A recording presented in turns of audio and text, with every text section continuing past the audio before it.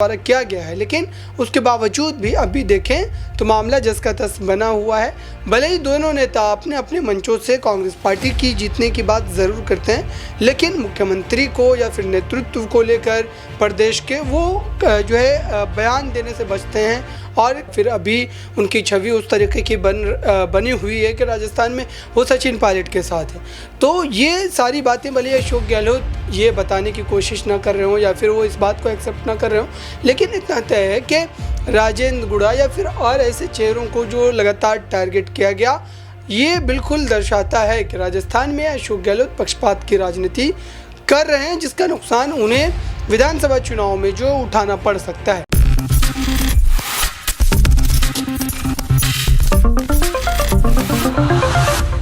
नमस्कार, मैं प्रांशी राठौर और आप देख रहे हैं नेक्स्ट 9 न्यूज। एक बार फिर से स्वागत है हमारे स्पेशल प्रोग्राम आमने सामने में। राजस्थान के विधानसभा चुनाव में 3 महीने बाकी रह गए हैं और इन विधानसभा चुनाव से पहले कांग्रेस में एक बार फिर से घमासान मचता हुआ नजर आ रहा है। एक बार फिर से सीएम अशोक गहलोत और सचिन पायलट आमने सामने नजर आ रहे हैं। बड़ी वजह है यहाँ पर आखिरकार टिकट बंटवारा किस तरह से किया जा रहा है, जिससे कि सचिन पायलट का जो गुट है उसका वर्चस्व कहीं ना कहीं कम दिखाने की कोशिश की जा रही है। गहलोत के जो विधायक हैं, जो उनके करीबी नेता हैं, कहीं ना कहीं उन्हें टिकट जरूर दिया जा सकता है। इस तरह की यहाँ पर संकेत दिखाई देना शुरू हो चुके हैं। तो बात यहाँ पर करेंगे हमारे सहयोगी अबरार से कि आखिरकार उनका क्या कुछ कहना रहेगा। देखा जाए अबरार, आज जिस तरीके से स्क्रीनिंग कमेटी की जो बैठक हो रही है उसमें यहाँ पर अहम फैसले लिए जा रहे हैं कि कुछ विधायकों को टिकट नहीं मिलेगा।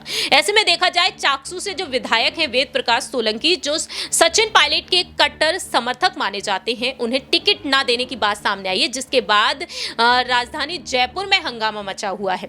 तो आप कैसे देख रहे हैं, क्या सचिन पायलट को दरकिनार करने की कोशिश है अभी भी जारी है? एक तरफ कहा जा रहा है कि गहलोत और पायलट मिलकर चुनाव लड़ेंगे। मल्लिकार्जुन खड़गे ने नसीहत दी सचिन पायलट को, वह मान भी गए, लेकिन अब विधायकों को दरकिनार करने की कोशिश क्या वाकई में की जा रही है? देखिए, बिल्कुल ये बात जो है उजागर हो चुकी है राजस्थान में अब के अशोक गहलोत लगातार ऐसे तमाम नेताओं को कहीं ना कहीं बाहर का रास्ता दिखा रहे हैं, जो सचिन पायलट के समर्थन में कभी बोले हैं या फिर अभी उनकी छवि उस तरीके की बनी हुई है कि राजस्थान में वो सचिन पायलट के साथ है।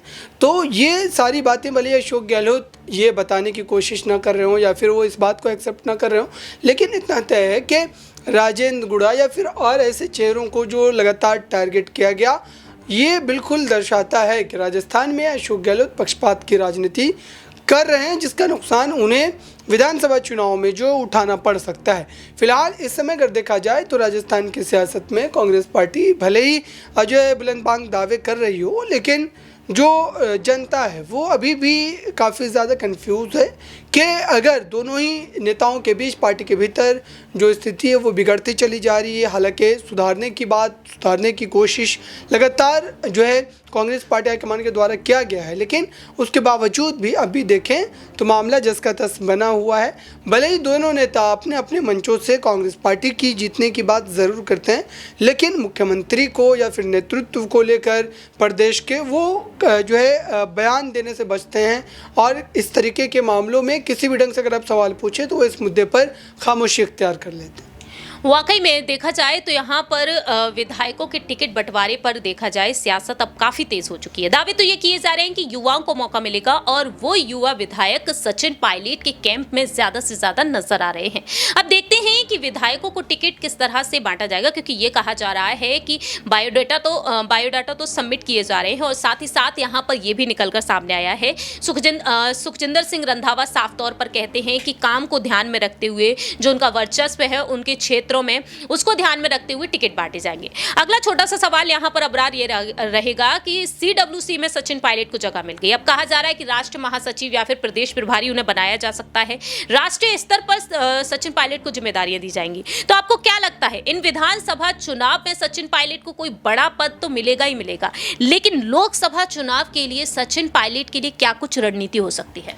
देखिए, सचिन पायलट को अगर सीडब्ल्यूसी में जगह दी गई है तो जाहिर सी बात है कि कांग्रेस पार्टी एक बड़ी रणनीति के साथ काम कर रही है और 2024 के लोकसभा चुनाव में हो सकता है कि सचिन पायलट को केंद्र की राजनीति में कोई बड़ी जिम्मेदारी सौंपी जाए, क्योंकि जो है राजस्थान में फिलहाल अशोक गहलोत के नेतृत्व में ही चुनाव लड़ा जाएगा। तो ऐसे में फिर से जो स्थिति वो बिगड़ सकती है और कांग्रेस पार्टी ये चाहती है कि कम से कम 2024 के चुनाव में, या फिर कहें कि 2023 के आखिर में जो चुनाव होने वाले विधानसभा के राजस्थान के, अगर उन तमाम बातों से आगे बढ़ना है तो सचिन पायलट को कहीं ना कहीं केंद्र की तरफ जो है वो भेजना पड़ेगा। और इसी कड़ी में एक फैसला लिया गया, CWC में जो है उन्हें सदस्य बनाया गया, जिम्मेदारी सौंपी गई। लेकिन अब उनके जो तमाम समर्थक हैं वो किस ढंग से इस बात को लेते हैं चुनाव में वोटिंग के समय पर, ये काफ़ी ज़्यादा जो है दिलचस्प रहेगा। अब देखते हैं कि आखिरकार वक्त के साथ साथ सचिन पायलट और उनके विधायकों पर क्या कुछ अहम फैसले आते हैं। फिलहाल देखा जाए मल्लिकार्जुन खड़गे और राहुल गांधी के नेतृत्व में ये अहम फैसले लिए जाएंगे, रिपोर्ट उन्हें सौंपी जाएगी विधायकों के काम की, और तब जाकर टिकट बंटवारे पर कुछ अहम फैसले लिए जाएंगे। जाते जाते आपको दिखाते हैं कि आखिरकार पब्लिक क्या कुछ कहती है राजस्थान की सरकार को लेकर, और राजस्थान में इस बार क्या वाकई में एक बार फिर से गहलोत सरकार होगी, क्योंकि सरकार रिपीट कराने को लेकर यहाँ पर सियासी दांवपेच खेले जा रहे हैं। देखें जरा। लेकिन हम लोगों ने वो कर दिखाया, और ये प्रेरणा राहुल गांधी जी, सोनिया गांधी जी ने दी है। आज उनके नेतृत्व में कांग्रेस पार्टी दोबारा उस मुकाम पर पहुंचने जा रही है, और ये मुकाम बहुत दूर नहीं है साथियों। ये आने वाले विधानसभा चुनाव में जीतेंगे, लोकसभा के चुनाव होंगे तो इंडिया जीतेगी, उसमें इंडिया जीतेगा 2024 के अंदर। नाम का मजाक उड़ा रहे, मतलब नाम पसंद नहीं आया तो अब देश को बदनाम कर दो। कांग्रेस के लोगों से, विपक्ष के साथियों से इतनी नफरत, इतनी घृणा, ये शोभा नहीं देता। जो बड़ा आदमी होता है, बड़े पद पर बैठता है, उसका दिल बड़ा होना चाहिए। संवाद करो, चर्चा करो, मतभेद हो सकते हैं, कमियां हो सकती हैं, ये तो बात करने को तैयार नहीं है। इस प्रकार की राजनीति देश के लोकतंत्र के लिए शुभ संकेत नहीं है। ये संदेश हम लोगों को हिंदुस्तान के हर जिले में लेकर जाना है। आज युवक कांग्रेस की दुगनी जिम्मेदारी हो गई है। जब हम सत्ता में होते हैं तो सरकार का प्रचार करना होता है, जब विपक्ष में होते हैं तो हमें सबको साथ लेकर चलना पड़ेगा। केंद्र सरकार की, भाजपा की जो नीतियां हैं उसका खुलासा कर जनता के बीच में जाना पड़ेगा। मैं अध्यक्ष जी को बहुत बधाई देता हूं, उन्होंने एक शानदार आयोजन किया, मुझे आने का मौका दिया, और आप सब लोग जो देश के अलग अलग कोनों से आए हो, मैं आप प्रत्येक व्यक्ति को, प्रत्येक साथी को बोलना चाहता हूं, आपके संघर्ष में हम सब साथ खड़े हैं। देश के किसी कोने में भी जब भी आप लोग हमको याद करोगे, आपके साथ लड़ाई लड़ने के लिए, संघर्ष करने के लिए हम मौजूद रहेंगे। और आप लोगों को निमंत्रण देके जा रहा हूं, अभी इन 4 राज्यों में चुनाव है।